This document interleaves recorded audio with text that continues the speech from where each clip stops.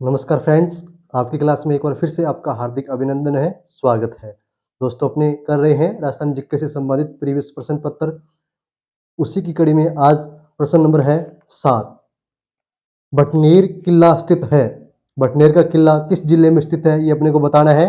Option number 1 Hanumangarh जिले में, option number 2 Kota जिले में, ऑप्शन नंबर 3 धौलपुर जिले में, ऑप्शन नंबर 4 पाली जिले में। दोस्तों इस प्रश्न का सही उत्तर है ऑप्शन नंबर 1 हनुमानगढ़ जिले में। भटनेर का किला हनुमानगढ़ जिले में स्थित है। भटनेर का किला घग्गर नदी के किनारे स्थित है। घग्गर नदी के किनारे। दोस्तों आपको याद होगा कि इसी नदी के किनारे कालीबंगा सभ्यता स्थित है। कालीबंगा, कालीबंगा का अर्थ होता है काले रंग की चूड़ियां। तो हनुमानगढ़ जिले में भटनेर का किला स्थित है, जो राजस्थान का सबसे प्राचीन किला माना जाता है। राजस्थान का सबसे प्राचीन किला, सबसे प्राचीन किला जो है वो कौन सा है? भटनेर के किले को माना जाता है। इस किले का निर्माण 295 ईस्वी के लगभग हुआ था, ऐसा माना जाता है। भटनेर के किले का निर्माण, इसे उत्तरी भटकीवाड़ के नाम से भी जाना जाता है। इस दुर्ग का निर्माण भाटी शासक भूपत ने करवाया था। दोस्तों इस गढ़ के बारे में, इस दुर्ग के बारे में तुजुक ए तैमूरी, तुजुक ए तैमूरी, ये ग्रंथ आपने सुना होगा। तुजुक ए तैमूरी, इस ग्रंथ के बारे में काफी बार प्रश्न में पूछा जा चुका है, ये ग्रंथ किसका है? तुजुक ए तैमूरी, यह ग्रंथ तैमूर की आत्मकथा है। इसमें भी इस गढ़ के बारे में वर्णन मिलता है। दोस्तों प्रश्न नंबर 8, रणथंभौर के दुर्ग का पतन कब हुआ? रणथंभौर के दुर्ग का पतन कब हुआ?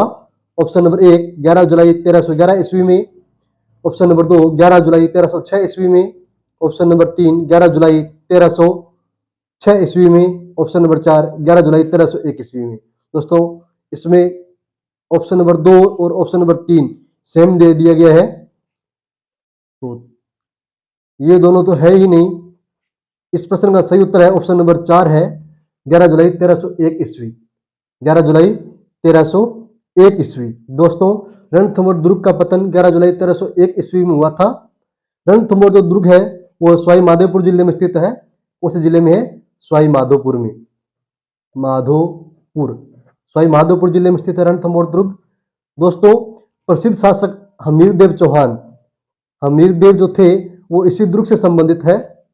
हमीरदेव जो चौहान है वो इसी दुर्ग से संबंधित है। माना जाता है कि इस दुर्ग का निर्माण चौहानों के द्वारा करवाया गया था। चौहान शासकों द्वारा ही इस दुर्ग का निर्माण करवाया गया था। दोस्तों 1301 ईस्वी में अलाउद्दीन खिलजी द्वारा इस दुर्ग पर आक्रमण किया जाता है। तब इस दुर्ग को अलाउद्दीन खिलजी द्वारा प्राप्त कर लिया जाता है, जीत लिया जाता है। दोस्तों जो हमीरदेव चौहान है उनके बारे में एक कहावत भी है।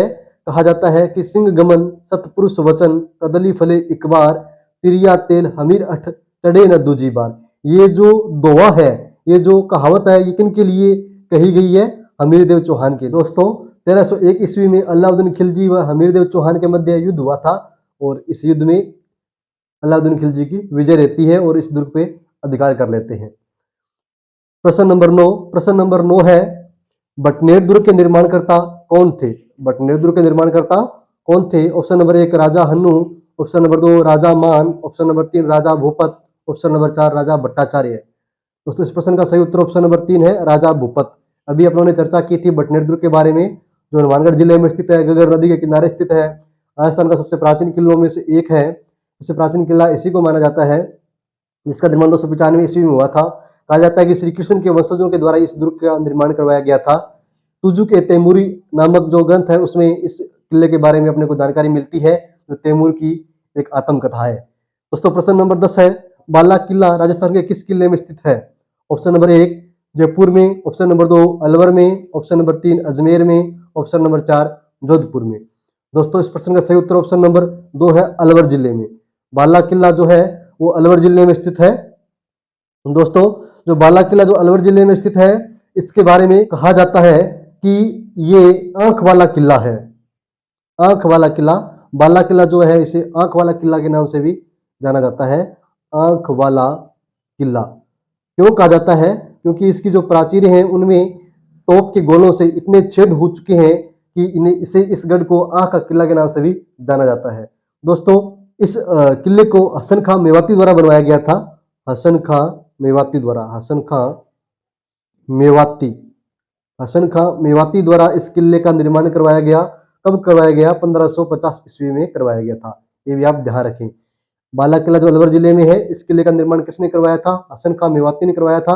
1550 ईस्वी में करवाया था। अलवर जिले में स्थित है और आंख वाला किले के नाम से भी इस किले को जाना जाता है। दोस्तों प्रश्न नंबर 11 है, निम्नलिखित में से कौन सा किला चौहान द्वारा बनवाया गया माना जाता है और जिस पर दिल्ली के शासक अलाउद्दीन खिलजी द्वारा कब्जा कर लिया गया था? प्रश्न नंबर 11, निम्नलिखित में से कौन सा किला चौहान द्वारा बनवाया गया माना जाता है और जिस पर दिल्ली के शासक अलाउद्दीन खिलजी द्वारा कब्जा कर लिया गया? ऑप्शन नंबर 1 आमेर का दुर्ग, ऑप्शन नंबर 2 रणथंभौर का किला, ऑप्शन नंबर 3 चित्तौड़गढ़ का किला, ऑप्शन नंबर 4 मेहरानगढ़ का किला। दोस्तों इस प्रश्न का सही उत्तर ऑप्शन नंबर 2 है, रणथंभौर का किला।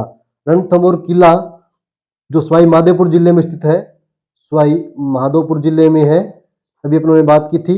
अमीरदेव चौहान इसी किले से संबंधित थे।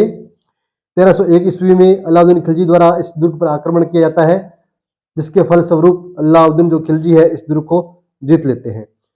दोस्तों प्रश्न नंबर 12 है, सलीम सागर एवं सूरज कुंड जल तड़ांग अवस्थित है। सलीम सागर व सूरज कुंड जो जल तड़ांग है वो कहाँ स्थित है? ऑप्शन नंबर 1 बाला किला अलवर में, ऑप्शन नंबर 2 तारागढ़ किला बूंदी जिले में, ऑप्शन नंबर 3 मेहरानगढ़ का किला जोधपुर जिले में, ऑप्शन नंबर 4 शेरगढ़ दुर्ग बारा जिले में। दोस्तों इस प्रश्न का सही उत्तर ऑप्शन नंबर 1 होगा, बाला किला अलवर जिले में। सलीम सागर व सूरज जो कुंड है वो अलवर जिले में स्थित है और कौन से किले में है? बाला किले में है। दोस्तों कहा जाता है कि इस सलीम सागर जो इस किले का जो निर्माण है वो तो हसन खां मेवाती ने करवाया था। अभी उन्होंने बात की थी 1550 ईस्वी में।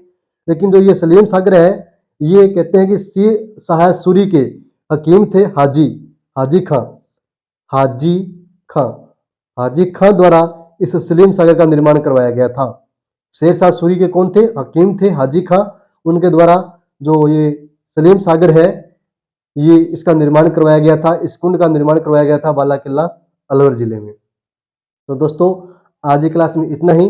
अगली क्लास में जल्द मिलेंगे। तब तक के लिए जय हिंद, जय भारत।